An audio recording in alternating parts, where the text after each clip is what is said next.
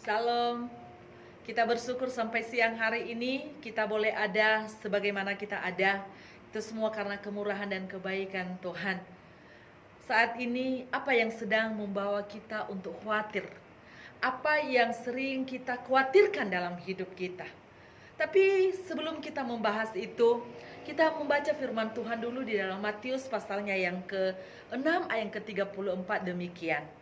Sebab itu janganlah kamu khawatir akan hari esok, karena hari besok mempunyai kesusahannya sendiri. Kesusahan sehari cukuplah untuk sehari. Bapak Ibu yang kekasih dalam Tuhan, ada banyak alasan orang kenapa khawatir.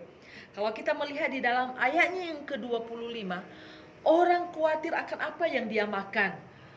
Orang khawatir akan apa yang dia minum. Orang khawatir akan apa yang dia pakai. Bahkan orang khawatir tentang tubuhnya. Tapi firman Tuhan katakan, bukankah hidup itu lebih penting daripada pakaian? Bapak Ibu yang kasih dalam Tuhan, mungkin kita saat ini sedang kita mengalami yang namanya kekhawatiran.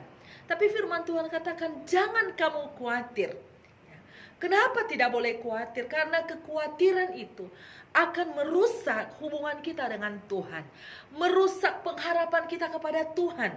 Kekhawatiran itu seringkali mengacaukan pikiran kita. Seringkali kekhawatiran itu membawa sukacita kita hilang. Ya. Dan seringkali kekhawatiran kita itu membawa kita tidak meyakini akan janji Tuhan, akan kuasa Tuhan di dalam kehidupan kita. Makanya dikatakan jangan kamu khawatir. Bapak Ibu yang dikasihi Tuhan, lalu bagaimana kita sebagai orang yang percaya? Apa yang harus kita lakukan ketika kecemasan, ketika kegelisahan, ketika kekhawatiran itu singgah dan mampir di dalam hidup kita? Apa yang harus kita lakukan? Hal yang pertama, di dalam 1 Petrus 5 ayat yang ke-7 dikatakan, serahkanlah segala kekhawatiranmu kepadanya, sebab ia akan memelihara kamu. Hal yang pertama yang harus kita lakukan ketika kecemasan, kegelisahan, kekhawatiran itu singgah, maka yang pertama yaitu kita harus berserah total kepada Tuhan. Serahkanlah hidupmu kepada Tuhan. Artinya totalitas hidup kita ini kita mau serahkan kepada Tuhan. Kenapa? Karena hidup kita itu adalah milik Tuhan. Dan hidup kita ini adalah kepunyaan Tuhan, sehingga kita tidak perlu mencemaskan, kita tidak perlu mengkhawatirkan melebihi daripada apa yang Tuhan inginkan dalam kehidupan kita. Tuhan katakan serahkanlah hidupmu kepada Tuhan. Dan hal yang kedua yang harus kita lakukan ketika kegelisahan, kecemasan, kekhawatiran singgah, maka kita harus percaya akan janji Tuhan dalam hidup kita. Di dalam Mazmur 37 ayat yang kelima dikatakan, serahkanlah hidupmu kepada Tuhan dan percayalah kepadanya, dan ia akan bertindak. Bapak Ibu yang dikasihi Tuhan, percaya kepada Tuhan, yakin akan janji Tuhan. Ketika kita berkata aku percaya kepada Tuhan, itu artinya kita sedang berkata aku mengandalkan Tuhan dalam hidupku.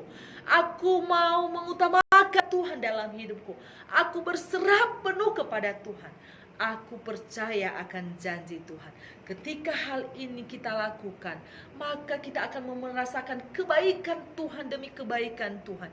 Dikatakan maka Dia akan memelihara engkau. Tuhan akan memelihara hidup kita. Ketika kita berserah, ketika kita percaya, Tuhan akan memelihara. Bahkan dikatakan, dan ia akan bertindak. Tuhan akan bertindak dalam hidup kita. Dia akan berkuasa dan melakukan karyanya dalam hidup kita. Dan menyatakan kebaikan-kebaikan. Dan segala rencana Tuhan itu, Dia akan nyatakan dalam kehidupan kita. Tentu, apa yang Tuhan buat dalam kehidupan saudara dan saya, itu adalah hal yang terbaik. Oleh karena itu, jangan kamu khawatir, tapi serahkanlah hidupmu kepada Tuhan. Percayalah akan janjinya, maka Tuhan akan memelihara, Tuhan akan bertindak akan hidupmu.